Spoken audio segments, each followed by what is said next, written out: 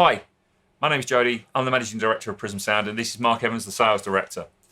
We're here today at Metropolis Studios in London. It's an absolute pleasure to be here with a customer that has had such a long and illustrious relationship with Prism Sound. But we're here to tell you about something quite special. So, Mark. Yeah, as we said, we're at this fantastic facility for what is a momentous occasion in Prism Sound's history. We haven't just come to show you around. We've come to, well, let's just roll the tape.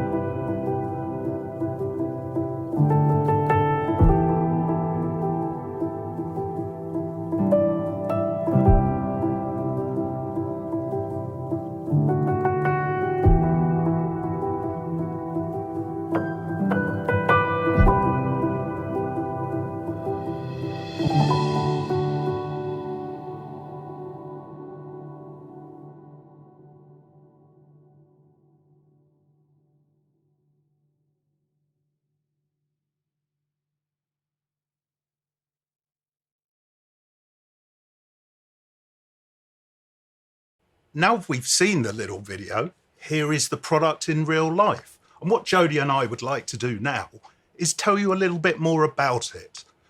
What this product is, who it's for, and some of its key selling points. If I start with what is this product? It's essentially a high-density I/O, a large track count converter, as you would expect from Prism Sound. But it's not just an evolution of the other products in our range. This is an entirely new platform, a new platform which we can build on and expand. So, Jody, who would buy this product? Actually, we've designed this and built it from the ground up so that we can address multiple market sectors. So in the past, we've been renowned in the recording studio market and the musician market for building high quality converters and interfaces. But we've listened not only to those people, but we've listened to educational facilities, we've listened to broadcast facilities, we've listened to post-production, we've listened to film and their needs and their requirements. And what we've come up with is a completely flexible system. Whether you're doing a Dolby Atmos surround mix, or whether you're doing an orchestral recording, or whether you're teaching in multiple rooms, this box has been designed for you because it is that flexible. And when Mark says high density, we're talking 128 channels in a single 2U unit. You know, you look at other peer groups and peer products in the marketplace, and really there isn't much, well, there isn't anything that touches this box out there. Of the I/O cards available, they sit into two separate sections. Host cards, which are the computer connections, and I/O cards, which are the analog connections. On the analog side, there is an available line-in card, a line-out card, and a mic input card. On the host connections, we support Dante, Pro Tools, MADI, and AES. With those host options, when Mark talks about the cards that are available, this is just what we're going to have from the beginning. Keep your eyes and ears open because we will be adding to that family over the forthcoming months and years. And that's the beauty of this product. This becomes our flagship. As Jody says, this product doesn't knock anything else out. It complements the rest of the products. Whether it's the small format entry-level Lyra interfaces, small but still professional and still carrying that Prism sound quality, to the mid-range Titan and Atlas units that add Dante and Pro Tools support, to the legendary ADA 8XR used by amazing facilities such as this. This is just now topped with the Dream ADA 128, a box that can reach channel counts that ADA8 never could. I think one of the things that is important there is that when we talk about places like this facility here at Metropolis, they have, well, what can only be described as an infinite number of ADA8s. They're probably one of the highest track count owners of ADA8 XRs and ADA8s. But they have actually committed to this because they see the benefit of the evolutionary process, pushing the boundaries, being at the forefront of technology, being at the forefront of the industry. And that is what defines us and places like Metropolis. But not only that, we've already had pre-orders from the Royal Northern College of Music. We've had pre-orders from Birmingham Conservatoire, to name a few. And I think we can, well, we're not really allowed to mention any of the rest. We're not allowed to mention the rest, no. But as Mark has pointed out already, we've got the host cards, we've got the analog line IO cards, we've got this amazing digital and analog routing infrastructure that allows you to route from any input to any output, whether it be digital or analog internally.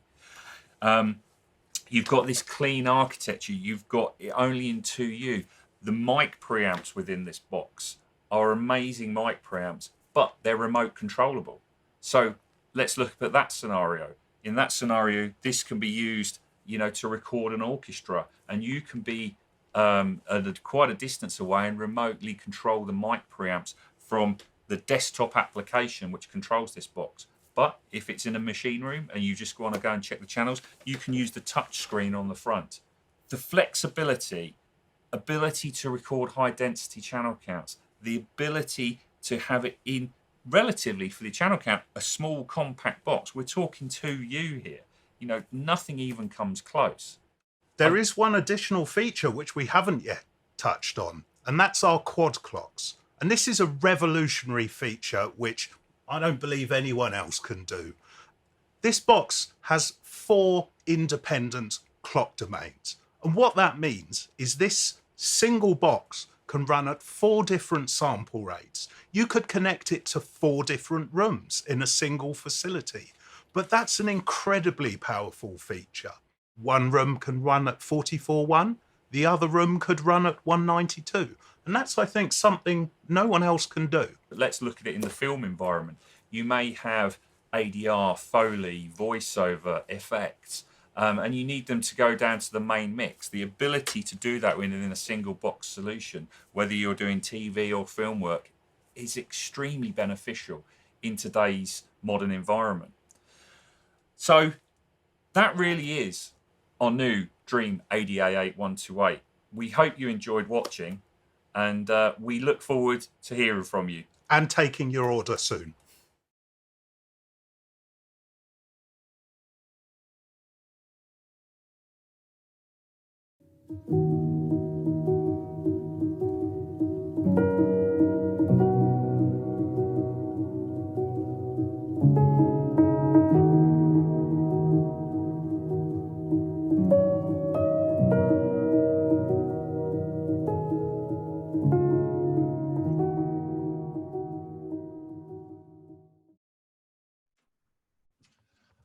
So hi there, thanks for watching that presentation.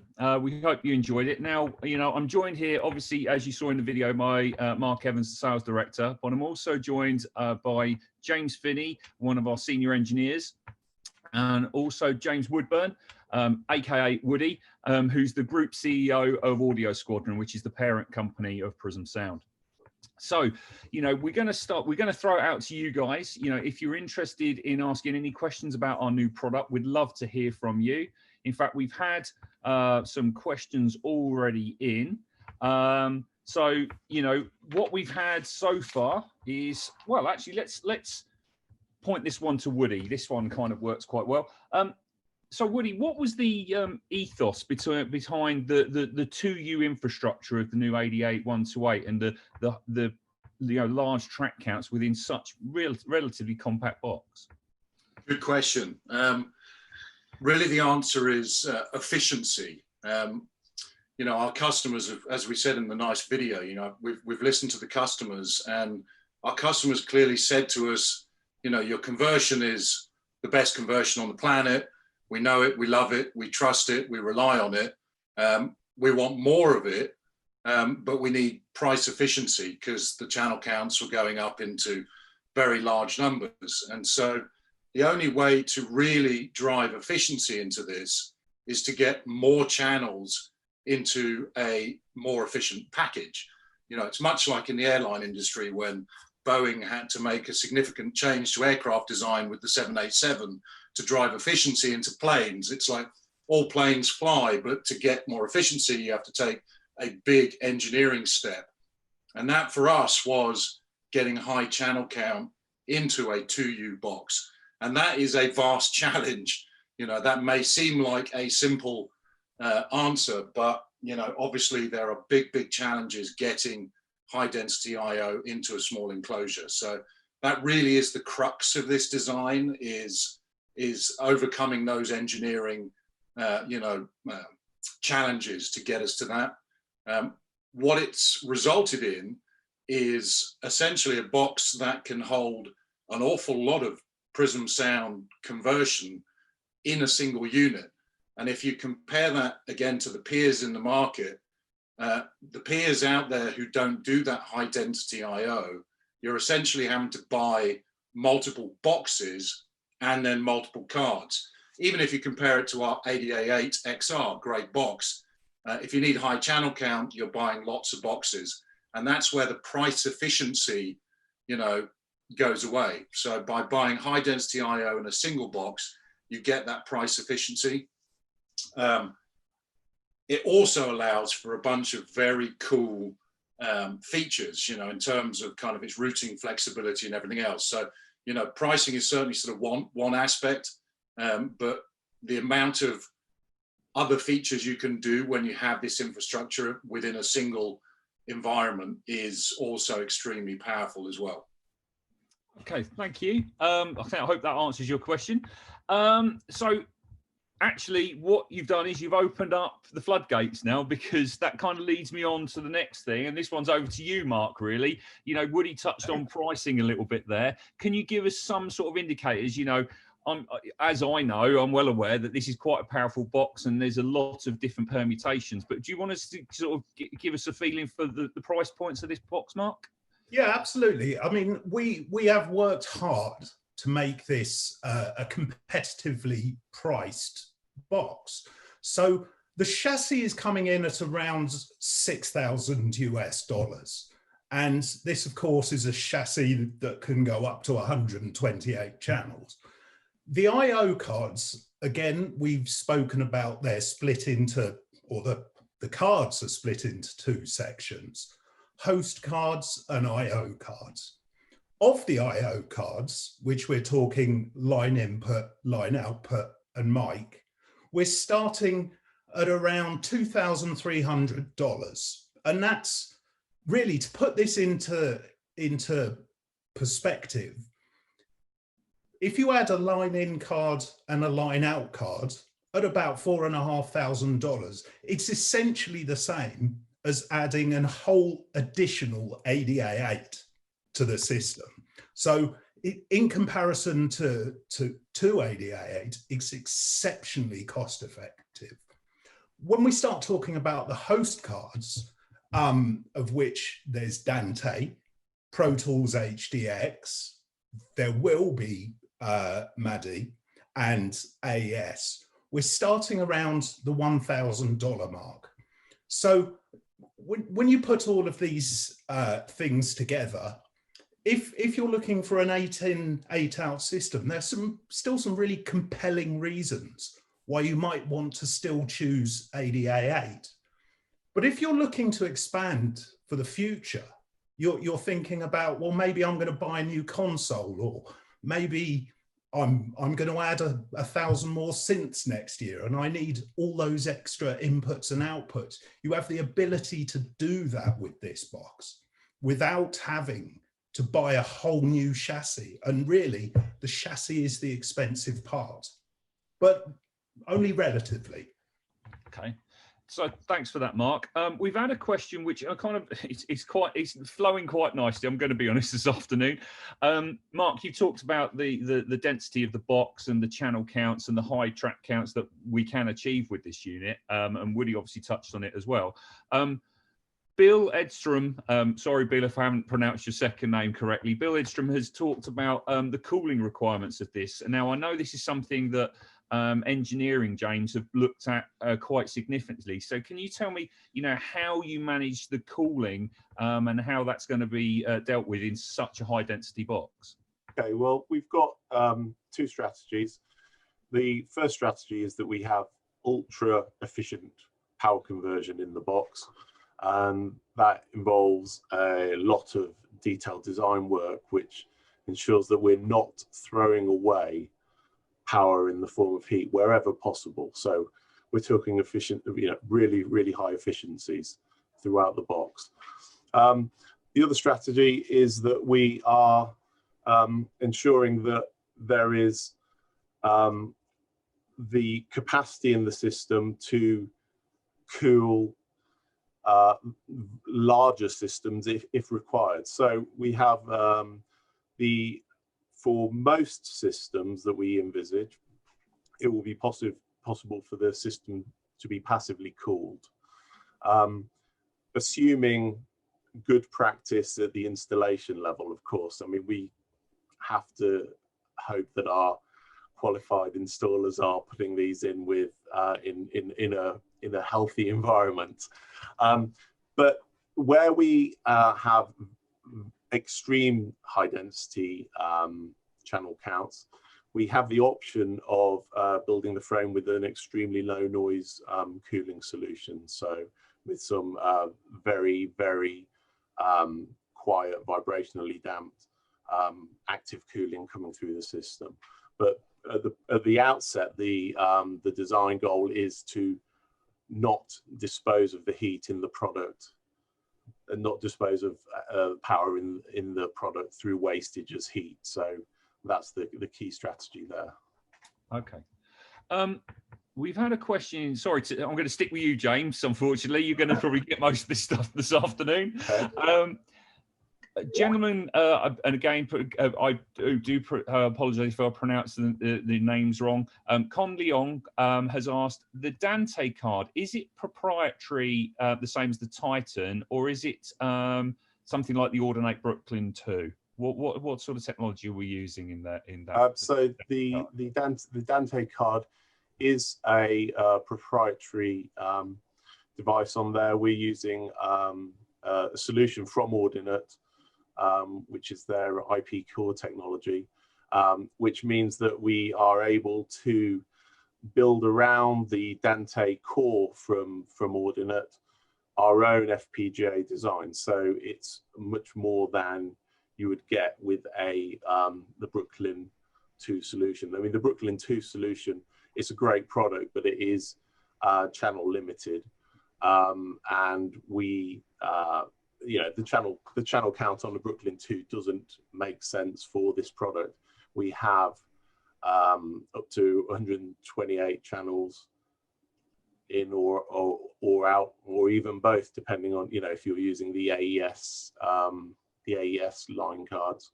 So the IP core allows us to scale all the way up to the initial release is a 64 by 64 at 192K card, which is well in excess of the Brooklyn 2 capabilities.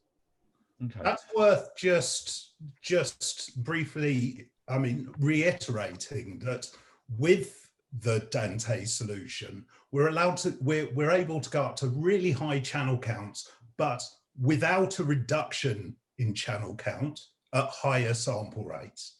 Yeah. And that's an incredibly useful tool. Yeah. And of course, we have this multi-host slot architecture. So there's nothing to stop you putting several Dante cards in the box. If you need to route between various Dante domains, you can do that, no problem. Okay, so actually, but I think this is I'm going to open this up to all of you guys. It's going to be a bit of a bum fight, who gets in first. Somebody asked about the AES host cards.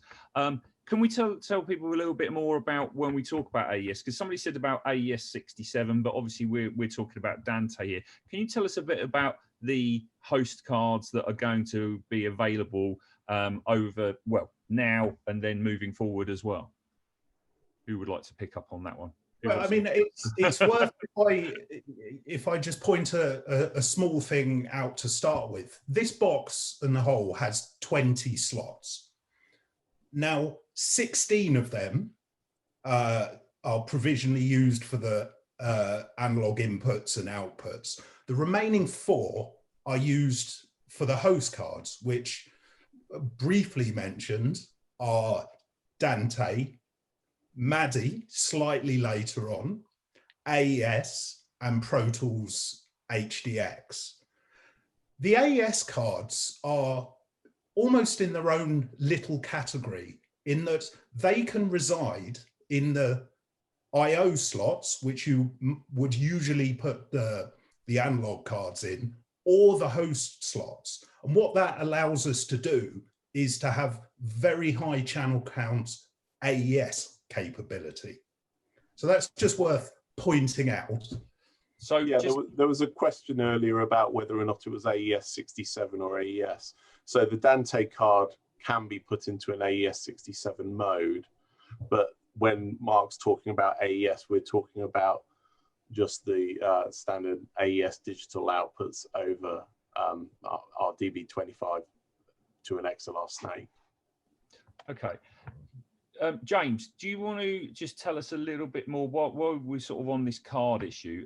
Tell us a little bit more, because somebody asked how many channels will one I/O card provide? Now, I know it's not quite as simple as that, because when you look at the slots, they can be configured in different ways. So yeah, I'll let you explain that one. Yeah, I mean, we've got, I mean, the backplane is extremely flexible in the product. The launch cards that are coming out that fit into the audio I/O slots, we have 8 in or 8 out or 8 mic input in one slot on a DB25 input. You've got also the AES card, which is 8 in and 8 out at the same time in a single slot.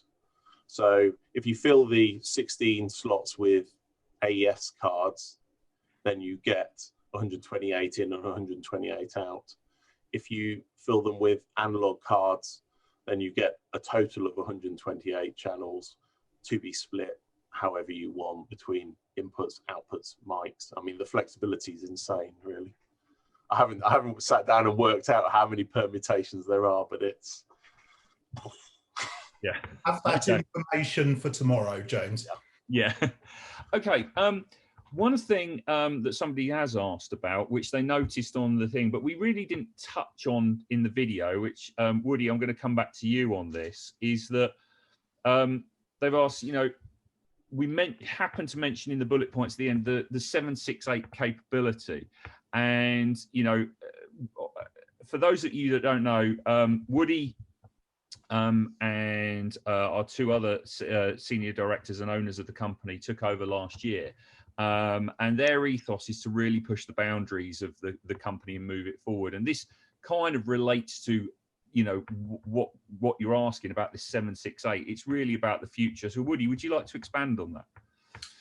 Yeah, of course. I mean, you put too much on us, Jody. I think it's really the Prism Sound history that drives it in this direction.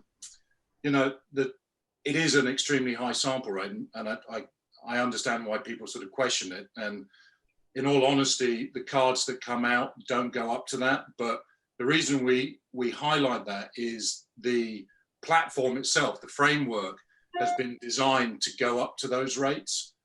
Which future-proofs the box. You know, obviously this box has been years in development, as we know internally, and I suspect a lot of our clients externally know that this box has been in development for years and years, and it's designed to last for decades. The ADA XR has been in the market for over 20 years. Jody, you were at the company when it was launched. That was 20 plus years ago. No, I'm not that old. Yes. And, you know, I mean, it's a really important point. You know, these are commercial boxes that are designed to go into facilities and be utilized for decades. You know, they're trusted. They're boxes that go into a machine room. They're trusted for decades, you know, and we have to design the feature set and the capabilities in a box to last that period of time. So, you know, that's just one indication of kind of the thought that goes into the design is that extremely high sample rate. You know, whether the industry goes down that path or not, we'll wait and see. But, you know, the box has the capability, you know, if it goes down that path. And there are particular sort of use cases that we have identified where that could be relevant, you know, within the next sort of 10 years. So yeah, you know, the bottom line is this platform is designed from the outset to last its users decades. Okay. And that's, I should mention, that's another really important reason for the modularity of the product. It allows us to expand up with the box as things change, as the markets change, as different formats get introduced. If we designed a fixed product, we wouldn't be able to do that. So it was very important from the outset that we were able to keep this box progressing over time. Now, one of the things that we you know, this is wonderful for us, is that this is, you know, we've had things like Titan and Atlas, and they're evolutions of what the core product was, which was Orpheus. But you know, this is really a ground up design. And somebody has asked, very simple question for you, James: are the converters new? Yes, I mean the converters are all new. I mean, we're not in a place to talk about exactly what those converters are yet, but yeah, they are all new design from the ground up. I think it's probably safe to say that this is why we're calling this our flagship product, because it will far surpass performance-wise anything else that we've done in the past. You know, and we are looking at the future, and we are trying to push the boundaries of this stuff. The person who probably could answer this the best probably isn't on this call, but I'm going to point this at you, James, but I will understand if you sort of back away from it a little bit. Could you explain the capabilities of the front panel touchscreen for setup and routing versus other admin software? So, I mean, on the touch panel display, we've got a very comprehensive control, which allows you to perform routing tasks between the various cards in the system. So you can route in groups of channels of 8 between any audio cards that you have, any AES cards, and host cards. So you can set up that quite easily. You've also got the ability to control mic pre's through the front panel. You've got also any alarms from the system. So we've got very comprehensive controls over the state of the system. We've got temperature sensors on each and every card in the box. All that is fed through to the front panel. And one of the neat things about the front panel design is that it is everything that's on the front panel is available via the web user interface as well over the network. So you can be controlling this box from anywhere in your facility. Heck, I mean, if your network's so set up, anywhere in the world, you could be controlling the various aspects of how the box is set up.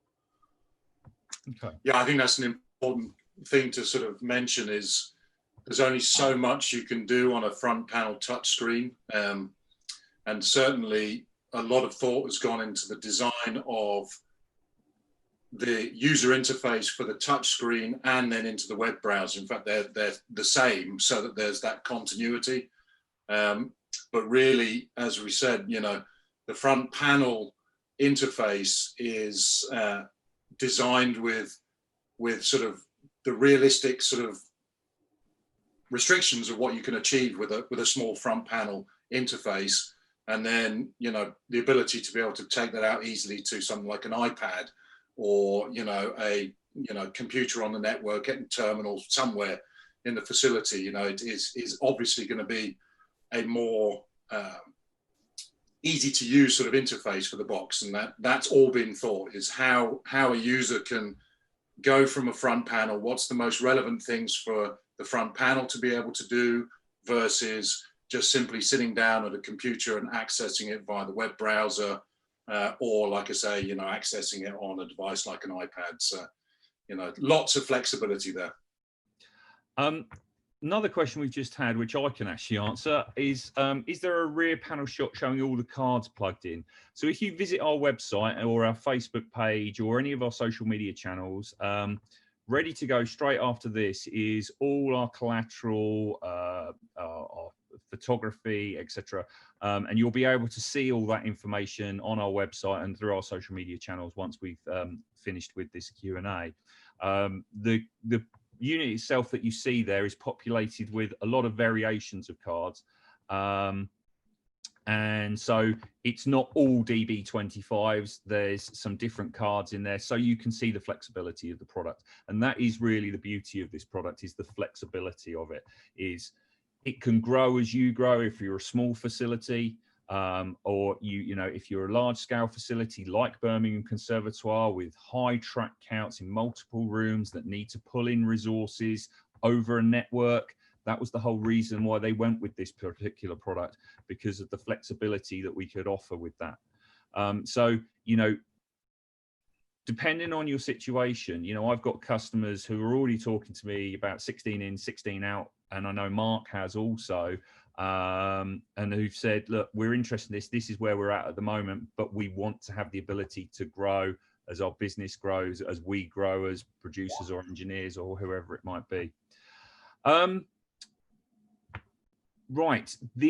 Actually, here's another question just popped in from Kelly. Do the A to D converters have an adjustable reference level, James? There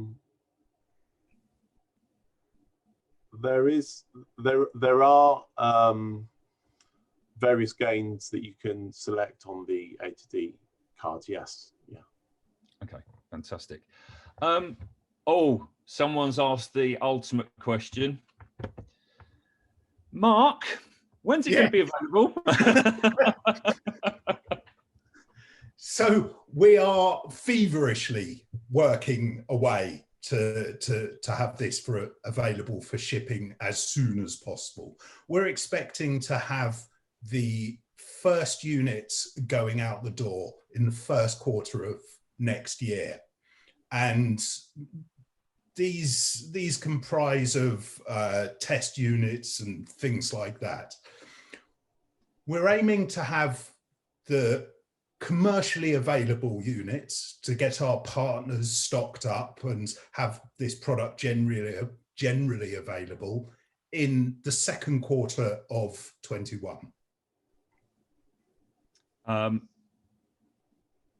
Actually, this is funny enough, Mark, this is something that you and I were talking about only yesterday. That could have been anything. It could have been anything, that's true. What is the price for the base level product, and what does the base product consist of? So obviously it's a modular system, but we have got some set configurations, haven't we? Yeah, and do you know what? I have to be honest, I don't have the number at the top of my head, but we can work that out. So the chassis is around $6,000 for 8 channels of line input and 8 channels of line output. It's about $4,500, and a host card about $1,000. So about $11,000 for the entry point into this system. Mark, actually, from my perspective, this isn't the question that's come up, but if we went to the upper end of the spectrum, so if we were looking at a fully loaded 64 in, 64 out system for, let's pick the most popular DAW for Pro Tools, Okay, what sort of figure are we looking at roughly? I knew you were going to ask me that. Less than the competition, I think. Yes, that's what I was going to say. The important thing there, and it's at that end of the channel count where that becomes very obviously less than the competition. So I would say, you know, Mark's generated all the price lists. They're all done. They're distributed through the channel already. So I think, you know, in terms of pricing, it's a case of, you know, it's out there to be had. There are preset configurations to kind of help sort of, you know, estimate pricing as well as all the individual components. So you can go in and build the exact system that you want. I think the one thing, the reason I didn't wish, for anybody watching, I didn't wish to put Mark on the spot there. But Well, you did. I mean, just for, I can give you an answer. For a 64 line in, 64 line out with Dante and Pro Tools HDX, we're hovering around the $40,000 mark. okay, And that is considerably less than if you needed to spec 2 boxes to do the same job.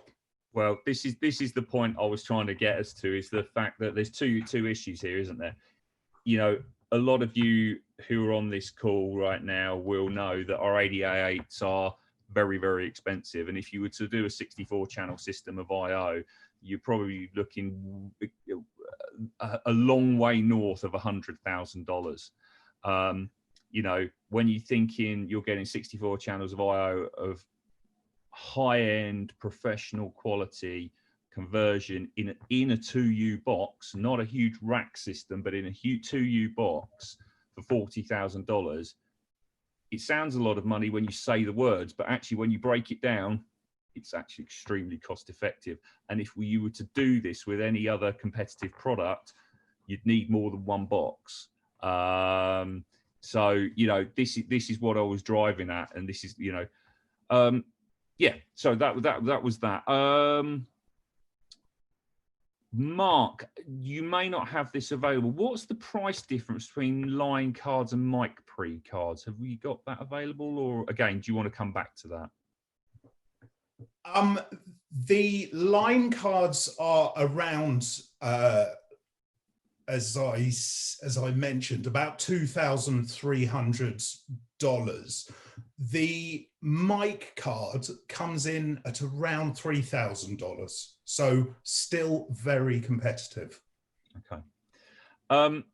Funny enough, 2 people, Ashwin and Benjamin, have pretty much asked the same question back to back, so I better answer it. When we're looking at the host cards, they are looking at, you know, direct connections to the computer. So are we looking at Thunderbolt 3/USB Type-C connections to the computer at some point? Who's that to? Well, I feel, Woody, as you came piped up, you go first. Yeah, go for it. Yes, we are. Yeah. Okay. Yeah, I mean, all of the major connection types are obviously on the roadmap, and you know, we're looking sort of months out, even years out, in terms of what we're planning for. You know, Thunderbolt and USB is very high on the list, of course. So yeah, is the very short answer. Yes. Fantastic. And I think that's one of the things, is that the beauty of this platform, you know, as Woody mentioned earlier, you know, the ADA8 has been in the marketplace for over 20 years, and we're still selling them in considerable numbers on an annual basis. And, you know, this isn't an investment just for today or the next 5 years. This is an investment for the longer term, because one of the things that we pride ourselves on is pushing the boundaries of performance and flexibility to enable you to get a huge return on the investment. You know, whereas other companies may work on a 3 to 5 year product life cycle, we will probably be working on a 10 to 20 year product life cycle, because we've built the architecture to be able to do that. Right, it's the last chance now because we're just running over time. If anybody's got any final questions, I'm happy. Well, we as a team are happy to take them. If not, right, I don't think there's anything else coming in. So what I'm going to say is thanks to all my colleagues. Thank you guys for watching. I just want to say just a little note at the moment for all of you who are out there who are still watching. Please be safe in these difficult times that we're currently in. And, you know, our hearts and prayers from the Prism Sound team go out to many of the people at studios and facilities because we have lost some great people in our industry to this dreadful virus. So all we say is that we hope to see you again soon. Stay safe. And like I say, our hearts and prayers are with those that have lost people due to it. Thanks for watching. We hope to see you all again soon, and stay safe. Take care. Bye now.